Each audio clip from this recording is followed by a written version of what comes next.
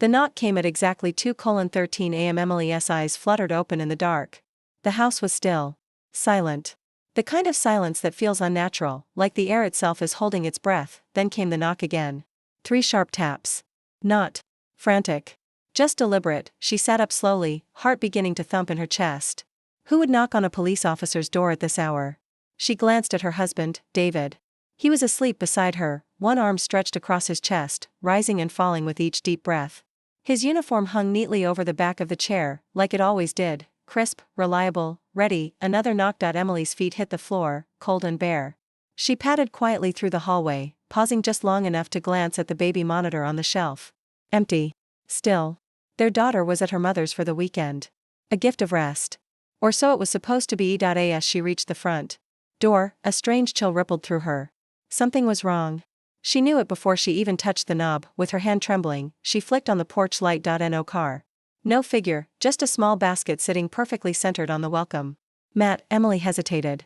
Then slowly, cautiously, she opened the door. The night air rushed in like a gasp. There, nestled in the basket, was a baby. No more than a few months old. Wrapped in a soft gray blanket, sleeping soundly. Tucked beneath the infant's tiny curled hand was a folded piece of paper. Emily's breath caught in her throat. She bent down slowly, her mind struggling to process what she was seeing. The baby stirred slightly, not crying, just moving, like he could feel her presence. She picked up the note, her heart dropped. He deserves to know the truth. From his father. Emily froze. Her brain couldn't make sense of the words. From his father? What father? And why did this note, why did this child, end up on their doorstep? She turned, nearly stumbling as she rushed back into the house. David, she shouted. David, wake up. He was out of bed in seconds, training kicking in. What's wrong? He said, scanning the room for threats. There's a baby, Emily choked out. Someone left a baby outside. With a note. David blinked. What? She handed him the note. His eyes scanned the paper, then they widened. He said nothing. His jaw clenched. His fingers tightened around the slip of paper until it crumpled. Emily saw it immediately. He recognized it. What does it mean, David? She asked quietly. He didn't answer. Instead, he walked past her, out onto the porch, and stared down at the basket like it was a bomb that might explode. Emily followed him. David. Tell me this isn't what it looks like. I don't know, he said, voice low. I swear, I don't know anything. This doesn't make sense. But his voice wasn't steady, and Emily had been married to him long enough to know he was hiding something. She scooped the baby into her arms. He was warm, peaceful, completely unaware of the chaos swirling around him. He had soft dark hair, round cheeks, and green eyes, just like David. Emily's breath caught. No, she couldn't think that, not yet, not until she had answers. Call dispatch, she said tightly. Tell them what happened. But David didn't move. He stood frozen on the steps, his face a war of guilt and confusion. Emily didn't wait. She grabbed her phone and walked back inside, clutching the baby like a shield. 30 minutes later, the living room was flooded with low voices and the gentle static of radios. .2 Patrol officers stood awkwardly near the hallway while a child services caseworker gently examined the infant. David had spoken quietly with his captain outside, away from Emily's earshot. When he came back in, his face was unreadable. Do we have any idea who the mother is? Emily asked. The caseworker glanced up. No ID, no birth certificate. No sign of surveillance footage from nearby homes either. What about the note? She asked. David answered this time. Just signed L, he said. Could be anyone.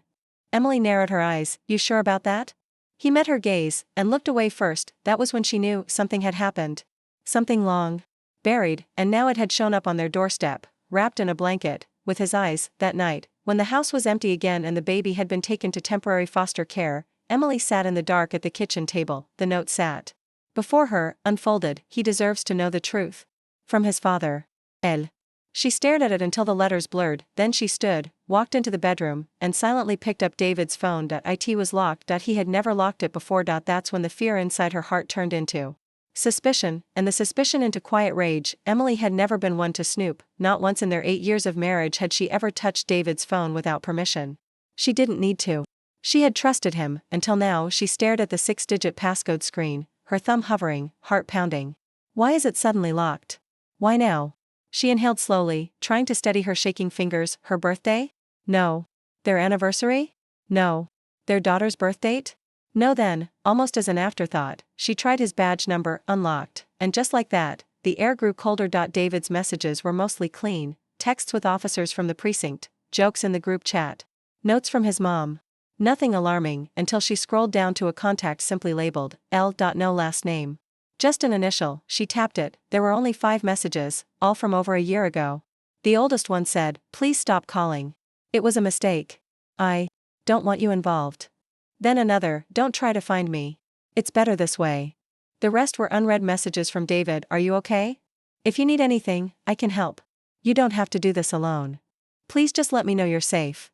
The most recent was dated 11 months ago. Emily's hands trembled. This wasn't a fling. This wasn't ancient history. This was ongoing. Or at least, it had been. She put the phone down gently, like it might bite her, then she sat there in the silence, letting the clock tick past 4 a.m., trying to figure out who she had really been married to. The next morning was cloudy, gray, and heavy with tension. David moved around the house with a stiffness Emily hadn't seen since the funeral of his partner, Officer Ruiz, 2 years ago. "Where's your phone?" she asked casually as he walked into the kitchen. He froze, mid-step. "What?" "Your phone," she repeated. "You changed the passcode." "Why?" He paused. "I didn't realize I did." "Badge number, huh?" she said softly. David closed his eyes. Emily tilted her head. "Who's L?" Silence. "David." He opened his mouth. "Shut it." Rubbed his face with both hands. Finally, he sat down across from her and stared at the grain in the table. "I made a mistake," he said. "A long time ago. It was right after Ruiz died. I wasn't okay, Em. I wasn't sleeping. I was drinking too much. I wasn't myself." She folded her arms. "And I met her at a grief support group," he continued. "I went a few times. She was there, talking about how she lost her fiancé. We talked. A few weeks later. I slept with her. Once. Just once." Emily's face hardened. She said nothing. "I felt sick about it immediately," he added. "I told her it was wrong. I never went back to that group again. I didn't tell you because I thought it was over." She cut contact. "I respected that. Then, about a year ago, she texted. Said she was pregnant. Then said she wasn't. Then said she never wanted to talk again. I didn't know what to believe." "You should have told me," Emily whispered. "I was ashamed." She stood abruptly. "No," she said. "You weren't ashamed. You were afraid of losing me. And now you've dragged a baby into it." Later that afternoon, when David went in for his shift, Emily made a quiet phone call. She asked about the baby. She asked where he was. The child was in temporary emergency foster care, but still listed as unidentified infant male. No birth certificate. No medical records. Just a note and a basket. Emily made another call, this time to a private DNA testing center downtown. She didn't tell David. She didn't even tell her best friend. This wasn't about proving what she already suspected. This was about facing the truth on her own terms. The next day, Emily drove to the center and dropped off the sample discreetly. She told the technician it was a personal family matter. No questions asked. The results would take 48 hours. She returned home and sat in the silence of the living room, the same spot where she'd first cradled the baby, and now, in that silence, she did something she hadn't done since the day her father died. She cried. She cried for the life she thought she had, for the man she thought she knew, and for a baby that might belong to her husband, but not to her. Meanwhile, David sat in his patrol car that night, unable to focus. He kept thinking about that night from years ago. The hotel room. Her name, Lena. She had soft brown hair, always tied back. He remembered the way she looked at him, as if she saw past the uniform, past the badge, and he remembered the pain in her voice when she told him she didn't want to see him again. "I don't want your pity," she'd said. "You're just trying to clean your conscience." He never saw her after that, until now, until her child showed up at his front door. Emily didn't sleep that night. She stared at the ceiling, thinking of names. Thinking of the baby's tiny fingers, his round face, his green eyes. She didn't know what the DNA test would confirm, but in her gut, she already knew this wasn't over. This was just the beginning point. 2 days later, the email arrived at 9:03 a.m. sharp. Emily was seated alone at the kitchen table, fingers wrapped tightly around her coffee mug. The subject line was simple: DNA test results, confidential. She stared at it for a full minute before she clicked. The PDF opened slowly, each second stretching like a lifetime. Her eyes scanned the report, skimming past the technical jargon, the gene markers, the percentages, until they hit the words she feared most: probability of paternity, 99.98%. The room went still. She didn't cry. She didn't scream. She didn't even move, because something in her had already known. The baby was David's. When David walked in from his shift that evening, the house was quiet. Too quiet. Emily was waiting at the kitchen counter with her laptop open and the report displayed. He saw the screen. He knew immediately. She didn't say a word. David closed the door behind him and leaned against it like the weight of the world had finally landed on his shoulders. It's true, he said. Emily's voice was low, firm. You got another woman pregnant. And now her baby is in foster care because she dropped him on our porch like a lost package. David walked slowly toward her. I didn't know, he said. I swear. She told me she wasn't pregnant. Then she ghosted me. I thought it was over. I buried it. Emily shook her head. You didn't bury it. You just hoped it would disappear. He swallowed hard. You're right. She looked at him, searching his face for anything familiar. You told me everything after Ruiz died. You said we weren't supposed to have secrets. I thought telling you would destroy us. Emily let out a bitter laugh. And this won't? He was quiet for a long time. Finally, he said, I'll take full responsibility for the baby. I'll do whatever it takes. Legal custody, support, everything. You mean, bring him into our home? She asked, incredulous. David didn't answer, because the truth was, he didn't know. That night, Emily lay awake again. She thought of her daughter. Of what it would mean to raise a child who shared her husband's blood, but not hers. A child born of betrayal. Of grief. Of a moment of weakness, and yet, the baby hadn't asked for any of this. He was innocent. Caught in the fallout of adult sins. She remembered how small he felt in her arms. How his fingers had curled around hers like they already knew her. The next morning, Emily made a decision. She drove to the Department of Child Services and asked to see the baby again. The social worker was hesitant at first, but after confirming her identity and reviewing the situation, she agreed. The baby was being kept in a clean, well-lit temporary home with a certified foster couple, kind people in their 50s, who'd taken in emergency cases before. When Emily walked into the room, the baby was lying on a play mat, babbling softly to himself, clutching a rubber giraffe.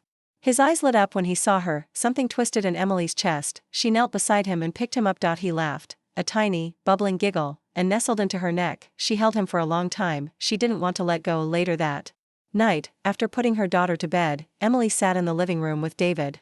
I want to meet her, she said. He looked up. Who? The mother, she said. Lena. David hesitated. She might not want that. Emily's eyes narrowed. She left a baby on my porch. She gave up her right to decide. David didn't argue. Instead, he opened his laptop and pulled up an old email from months ago, one she had sent after blocking his number. Don't contact me again. This child is mine. You weren't supposed to know. Her name was listed in the header, Lena Carrington. She had used a Gmail address, but the message footer showed a location tag from a small town 20 miles north. Emily stared at the name. Something about it felt off. Familiar. Do you know anything else about her? She asked. David shook his head. Only what she told me at the support group. She lost her fiancé in a car crash. She said he was everything she had. And you were the replacement, Emily said coldly. David flinched. I was a mistake, he replied. For both of us. The next day, Emily drove out to the town listed in the email footer, a quiet, faded place called Mill Creek. One gas station. One diner. A town stuck in 1995. She stopped at the diner and asked about Lena Carrington. The waitress, an older woman with kind eyes, paused. Yeah, I remember her. Used to work here for a bit. She left about 6 months ago. Real quiet girl. Always looking over her shoulder. Do you know where she is now? The woman shook her head. Last I heard, she checked into some kind of facility out west of town. One of those places for women with heavy stories, you know? Emily nodded slowly. So Lena hadn't just disappeared. She'd broken, and now she'd resurfaced, not for David. Not for Emily. But for the child. That night, Emily couldn't sleep again. But it wasn't from anger anymore. It was from fear, because this wasn't just about betrayal. Or a baby, this was about a woman on the edge. A woman who had once loved David. A woman who had lost everything. And a woman who now might think Emily was the one who stole it all. The following evening, the garage light flickered. Emily didn't notice it at first. She was busy loading laundry into the dryer, half listening to her daughter recite spelling words from the other room. But when the light blinked again, this time with a soft click, her eyes darted toward the back window. Someone was outside. She moved slowly, quietly, careful not to startle her daughter, and peered through the narrow pane near the door. In the moonlight, she saw it, just for a second. A figure, cloaked in a gray hoodie, standing motionless beside the garbage bins. Watching. Emily's stomach dropped. She reached for her phone and whispered, David, someone's outside. I think it's her. By the time the cruiser arrived 10 minutes later, the figure was gone, but not without a trace. The officer walked the perimeter, flashlight sweeping through the dark yard, and found small muddy footprints near the garage door. Too small for a man. Fresh, whoever had been there had come close, far too close. David reviewed the grainy footage from the security camera above the driveway. The figure was partially obscured by shadows. But when she turned toward the lens, for just a heartbeat, the camera caught her face. It was Lena. Her eyes were wild. Sunken. Her lips parted, as if whispering something to herself. She wasn't just lost, she was desperate. I need to bring him home, David said that night. Emily looked at him, alarmed. Are you serious? He's safer here than wherever she's hiding. We need to file for temporary custody. If she shows up again, we can at least protect him. Emily hesitated. You mean, bring him here? Into our house? David nodded slowly. He's our responsibility now. The word "our" felt like a cold blade. Still, Emily said nothing. Because deep down, she agreed, this wasn't the baby's fault, and the only thing worse than being betrayed was letting that betrayal destroy someone innocent. 2 days later, after an emergency petition and a long meeting with social services, the baby, now legally listed as Noah Carrington, was placed under David's and Emily's temporary care. Emily wasn't ready to call him family, but when she tucked him into the spare crib that night and watched him drift to sleep, she couldn't deny the ache in her chest. There was something about him. Something fragile. Something familiar. The peace didn't last long. It was 2:46 a.m. when the alarm blared. Emily shot up in bed. David was already on his feet, grabbing his gun and badge from the nightstand. The motion sensor by the back patio had been triggered. They crept through the hallway together, one sweeping left, the other right, trained instincts from a life in law enforcement. When Emily reached the living room, she froze. The sliding glass door was wide open, and Lena was standing inside the house. Her hair was disheveled. Her hoodie was soaked from rain. And in her arms was Noah. Put him down, David said, gun drawn, voice cold. Lena turned, startled. I didn't hurt him, she cried. I just wanted to hold him, just for a moment. Emily stepped forward slowly. Lena, please. This isn't the way. Lena's eyes welled with tears. You took him. You took everything. No, Emily said, her voice trembling. You left him. I had no choice. Lena shouted. They were going to take him anyway. I was sick. I had nothing. No one. I thought he'd be better with you. David's jaw tightened. Then why are you here now? Lena's voice cracked. Because I got better. Because I realized. I want him back. I need him. Her hands clutched Noah tighter. David's gun lowered a fraction. Lena, please. You don't want this to end badly. But Lena's gaze snapped to Emily. You don't understand, she whispered. He's mine. Then she reached into her jacket and pulled out a small knife. Emily's breath caught. Lena, don't. I can't let you take him, she screamed. David stepped forward. Put it down, Lena. Don't do this in front of your son. Something in those words, your son, seemed to snap her back. Lena looked down at Noah. The knife trembled in her hand. Then, slowly, she dropped it, and then she collapsed to her knees, sobbing. David cuffed her gently, reading her rights in a voice that cracked mid-sentence. Emily held Noah as officers led Lena away. The boy slept through the whole thing, innocent, unaware. The next day, Emily sat in the nursery, watching Noah sleep. David walked in quietly. She's being transferred to a psychiatric facility, he said. They're not pressing criminal charges, just a hold for evaluation. Might be there a while. Emily nodded slowly. She's not a monster, she whispered. She's broken. David sat beside her. I know. Silence settled over them. Finally, Emily turned to him. What happens now? David looked at the crib, and for once, he didn't have an answer. The morning after Lena's arrest, the house felt unnaturally quiet.